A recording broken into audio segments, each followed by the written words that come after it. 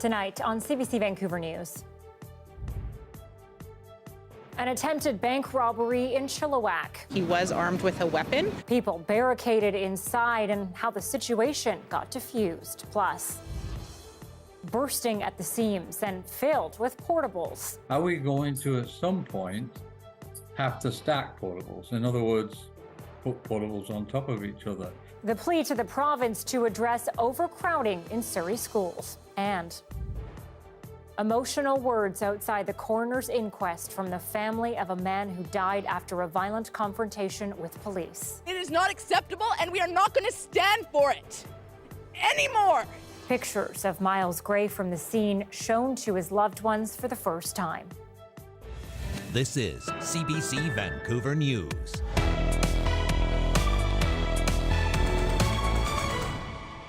Good evening and thanks for joining us. I'm Anita Bathe. We begin tonight in Chilliwack and an attempted armed bank robbery today, a tense situation that has resulted in one man now in custody. Our Joel Ballard was there while the situation was unfolding, and as he reports, some of the surrounding businesses remain closed. Looking at the CIBC in this Chilliwack shopping plaza, you'd think it was business as usual. But earlier today, this was the scene of an attempted armed robbery. Police received the call around 12:15 in the afternoon. A man with a weapon was allegedly attempting to rob this bank. With customers and staff inside, the Chilliwack RCMP says all resources were deployed, and just a little over an hour later, a 64-year-old man was arrested and the robbery was resolved without injuries. The civilians that were present inside this location during the incident were physically unharmed. They are working with our investigators right now who are gathering evidence. During the attempted robbery, other businesses in this complex were told to close. Some remain closed now. Officers haven't yet told us what weapon was used or how many people were actually inside of the bank, but the Chilliwack RCMP says Victim Services is supporting everyone involved. Joel Ballard, CBC News, Chilliwack. An emotional day at the coroner's inquest for a man who died after a violent altercation with police. Myles Gray's family spoke outside after seeing graphic pictures of him at the scene. The inquest heard today that police restraint was a factor in his death. As Balpuri reports, a forensic pathologist has testified it was the perfect storm of elements. For the family of Myles Gray, it was a key day of testimony at the coroner's inquest examining his death. Because I want the world to know that the truth came out today. Gray died during a fight with multiple Vancouver police officers trying to arrest him after a disturbance call in summer 2015.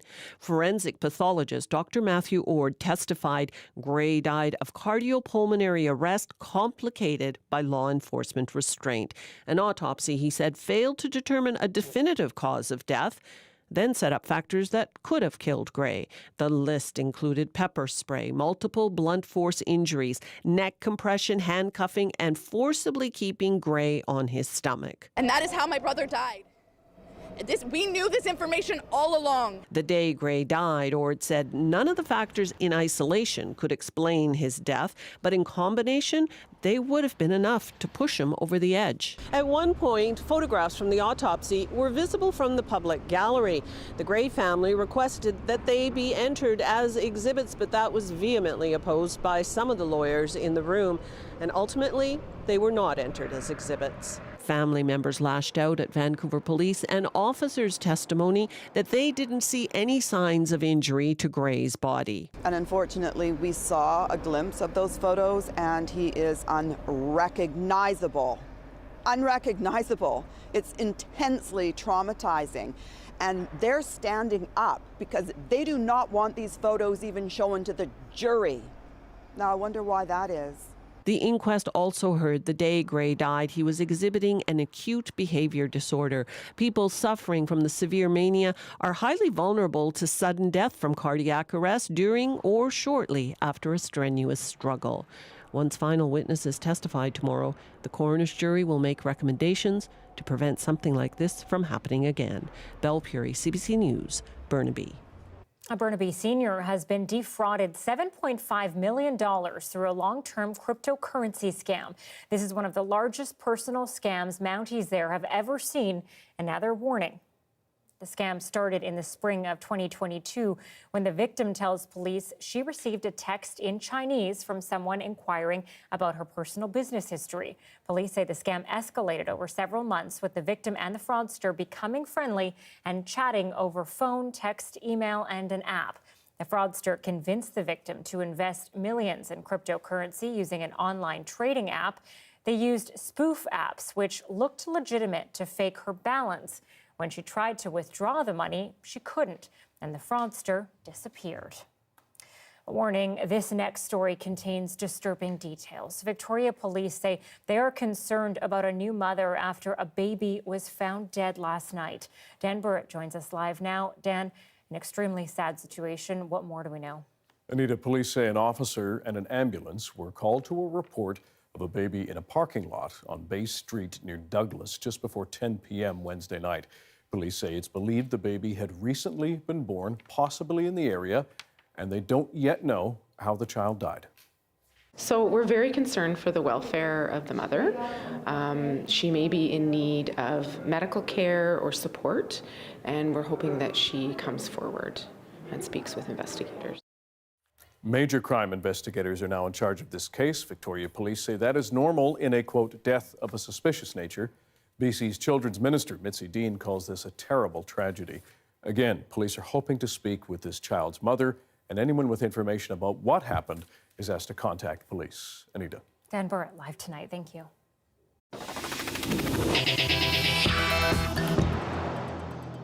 BC's largest school district is calling on the province to do more as it struggles to keep pace with fast-rising enrollment.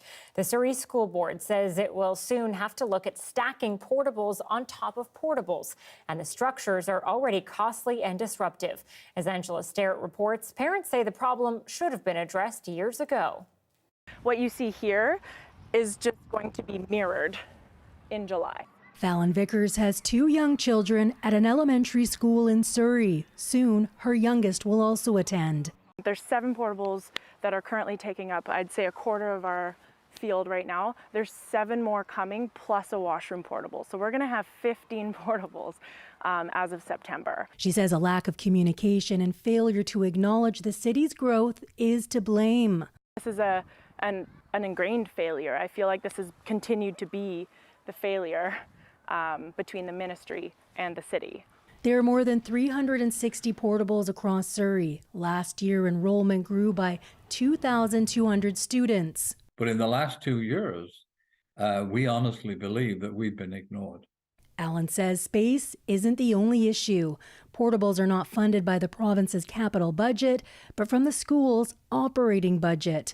It could and probably will result in layoffs and cut to services, because we have no choice but to put in a balanced budget. He says BC needs to build more schools, but BC's education minister says the province is playing catch-up after the last government failed to invest in Surrey schools. We are in conversation with the school district. We are very cognizant of the increased enrollment.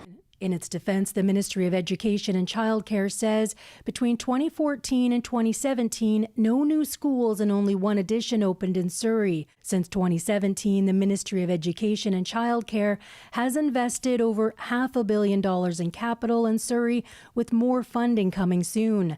The $500 million invested to date is creating over 10,000 student seats, the equivalent to eliminating 400 portables. But Vickers says these investments should have been put in long before. These children are essentially being isolated outside. If the school had just been built for the now current need, that wouldn't be the case. They would be inside the school with their peers, safe and sound all day during the school hours. As for now, schoolyards like this are set to see more portables in their sites. Angela Starrett, CBC News, Surrey.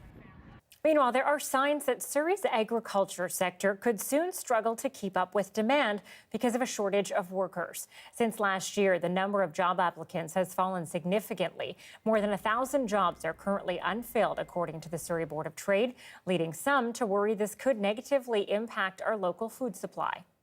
We cannot rely on external sources of food production. There needs to be some level of Canadian sustainability of food production. But farmers say the next generation doesn't want to take over their businesses and that it's tough to find people willing to work the long hours and hard labor. In response, the Surrey Board of Trade is working with Simon Fraser University and Kwantlen Polytechnic University to introduce innovative solutions to modernize the industry. Well, the province is giving money to displaced residents of a Langford apartment building after they were forced out for the second time on Tuesday because of safety concerns. This is not long-term. This is to get people right now who are between insurance or for whatever reason don't have the money for hotels. This is to get them through these next short period. There are questions about the building's structural design. Through the Provincial Emergency Support Services Program, residents will receive funding for food, transport, and 5 days of temporary accommodation. The building owner, Centurion Property Associates, is also offering financial support, but the date at which residents could move back into their units is unclear. We're contacting Engineering BC to find out what exactly happened. So there'll be a bit of a review on this building. This is the second time in just over 3 years that the building has been evacuated.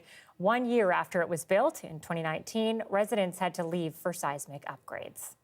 Hundreds of people attended rallies today in cities across BC, calling for action to address public safety.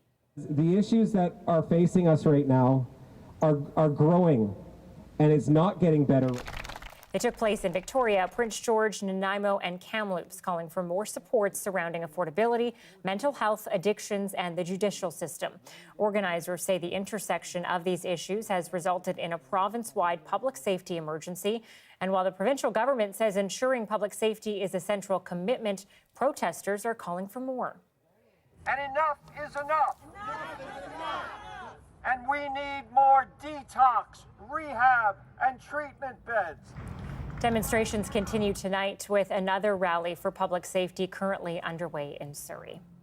The Conservatives are calling on the Trudeau government to block a bid to take over one of BC's largest mining companies. Swiss conglomerate Glencore is offering billions to take over Teck Resources after Teck announced plans to split into two separate companies. All BC communities have an interest in mining, all of them. We are a mining province, and it's really important for us to stay focused on that. And I'm going to close by saying this: more miners, less gatekeepers. Let's keep supporting our miners in Canada.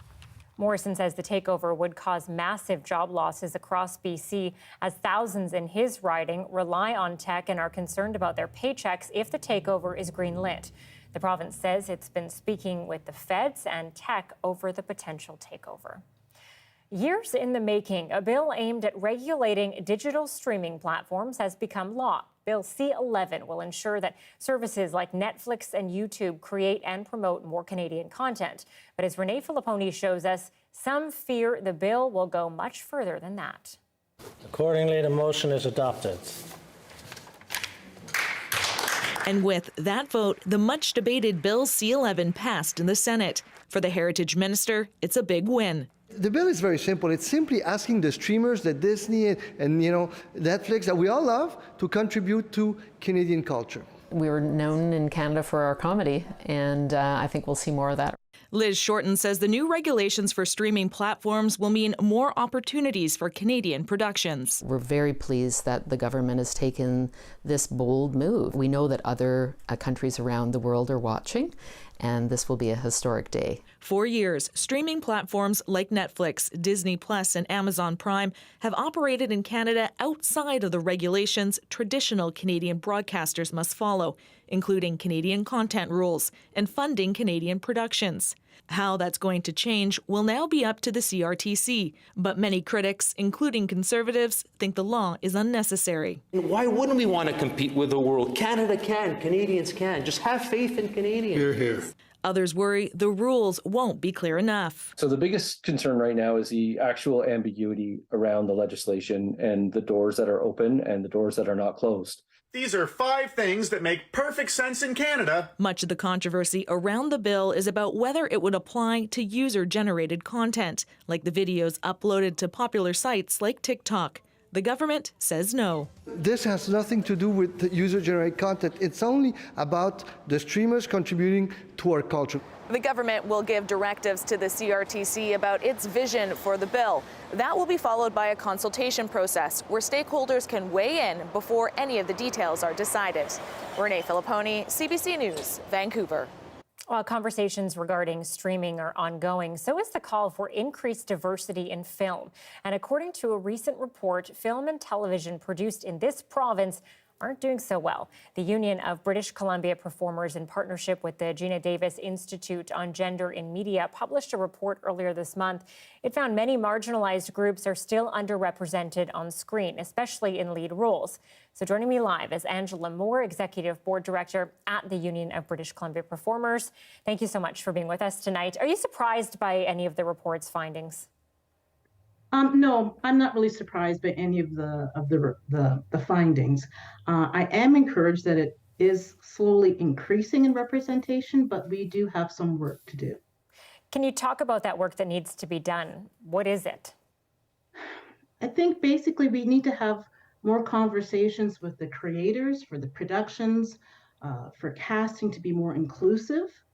We have a diverse representation within BC, our performers here. And they just need more opportunities to, to perform in, all the TV and film production that goes on within BC. Trying to increase diversity, we've seen many cases where there are token characters of color. They're hired quite often. How does that specifically change? I think that specifically in the areas of TV shows and TV movies, that has changed, because before, when the narrative was more about sort of white characters, white families, white leads, then those diverse people were sort of put in the peripheral roles as, like, say, the doctor, the lawyer, the nurse. And when we tell different stories, we allow people from all backgrounds to be able to step up to be the leads, to be the family that, we're talking about in the story. So it does depend on the stories that we are telling. I mean, I'm noticing for sure that there are more shows and movies out there that are focusing on families, on BIPOC families. But is it enough? How much further do we have to go to get to the point where it is sort of equal? That's a really good question. Right now, I would say that according to our study that we've done with the Gina Davis Institute, is that about, it's still 2/3 white males are leading in the productions that have been filmed in the years that we've studied. That's 2018 to 2021. It's 2/3 white males. Those are the people that are occupying sort of most of the screen space. And right now, all we have is, Black being around 14.2%, and it decreases. Asian, 10%, Latinx even lower, and Indigenous, it's really, really rare. Yeah. Just really quickly here before I let you go, in your conversations, in your work, is the industry receptive to this change? I think the industry is really receptive to this change. I think that once we've had those big blockbuster movies like Black Panther and Everything All at Once, Everywhere All at Once, that show, once they start winning Oscars and making money, that's when people start to pay attention, to know that people are interested in diverse stories, diverse narratives, and everybody wants to see themselves reflected on the screen. It's something that really raises the excellence in our media. Angela Moore, Executive Board Director at the Union of British Columbia Performers. Thanks for your time. You're very welcome.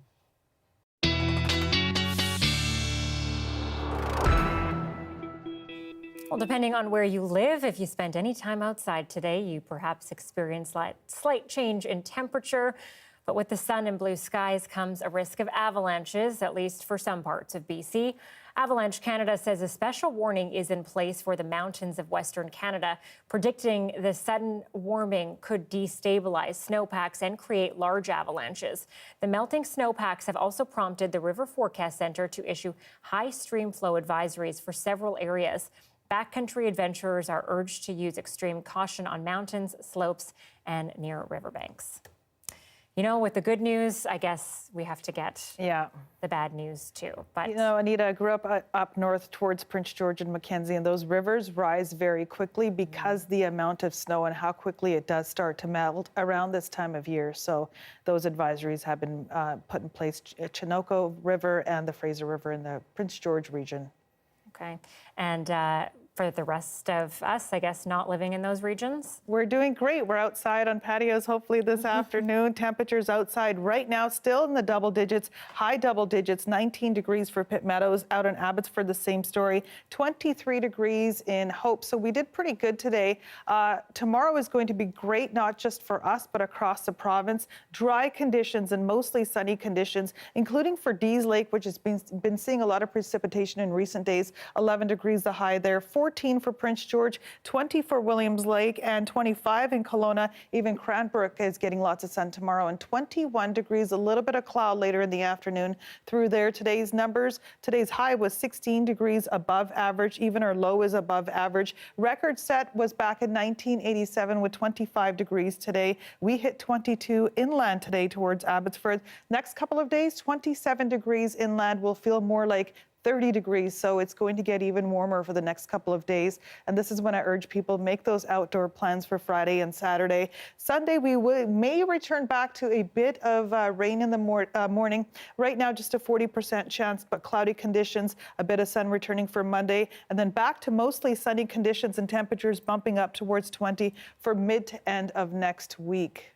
Awesome. So just a little blip in the middle there. I put my umbrella in the dresser today. We're done for a while. Okay, we'll hold you to it. Yeah. Thanks, Kuljeet. You're welcome. Well, he may not have invented trash TV, but you might argue he perfected it. TV host Jerry Springer, who never shied away from courting controversy, has died at the age of 79. In 1998, Springer visited Toronto, where he answered reporters' questions about his chaotic and wildly popular program. Take a look. Producers tell me that he's a former mayor of Cincinnati, a former news anchorman, but he's best known for this sort of spectacle.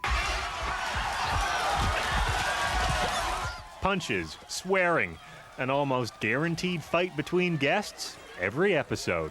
I think the magic of the show is because you sit at home and scratch your head and say, my God, are these people real? Jerry Springer arrived at this Toronto press conference wearing a Teflon coating. In other words, he has his responses to his critics and their questions well prepared, like just who watches his show. It's watched primarily by people who get it. I find it very hard to believe that there is any significant number of human beings on this planet that watch our show and take it seriously. Are the guests for real? He says to the best of his knowledge they are. Are the fights staged? He says absolutely not. Is his program a freak show? A sort of pornographic exploitation of the lower class? Pornography suggests that something is enticing. I challenge you to find one thing on our show that is enticing. Well, what about the children who might be watching? He says it's probably better for them than soap operas because they promote things like promiscuity. A young person sees this and says, wow, this is great, this is cool, I gotta try this. Contrary, you flick the channel, you see our show. It may be the only show on television where the dysfunctional behavior or the bad behavior is actually booed. Springer says he's only planning on doing the show for another 5 years. After that, who knows? He never intended to host a talk show. It was simply offered to him. There are millions of people that could do the job better than I do on this silly show. I mean, I have no particular talent at this at all. I mean, people that, you know, compare me to Oprah is the silliest thing in the world. She's a real talent. I mean, that's, you know, she's got some substance in this business. You know, I'm the ringleader of the circus.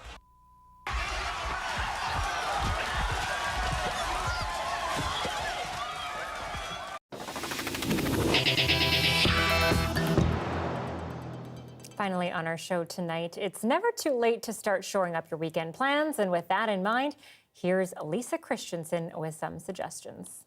I'm Lisa Christensen, and this is Getting Out. All the reasons you should get out of the house this weekend. Or if you want to get into a book, it's Canadian Independent Bookstore Day this Saturday, April 29th, and I'm going into Massey Books. Hi, Danny. Hey. So tell me about Canadian Independent Bookstore Day. It's just a day celebrating what we do at independent bookstores. It gives readers the opportunity to discover new places in their community that they maybe didn't know about before. Give us a pitch. Why should we come out for Canadian Independent Bookstore Day? Supporting an indie bookstore is really actually going to impact your community. It's going to impact real people, people who really genuinely are passionate and care about books. You'll have a chance to win one of 3 gift cards at our bookstore. And we also have a big gift basket or box that we're giving away. And so you'll also have the chance to win that. And there's definitely some really cool stuff in there. I hope I win it, but I don't think I will.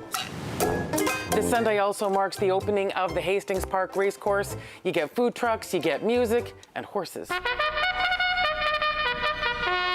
This Friday night marks the opening of the Richmond Night Market. That's over 110 food booths from all over Asia, and this year, Mexico, Turkey, and Indonesia. The city of Surrey hosts the 12th annual Party for the Planet at Surrey Civic Plaza this Saturday.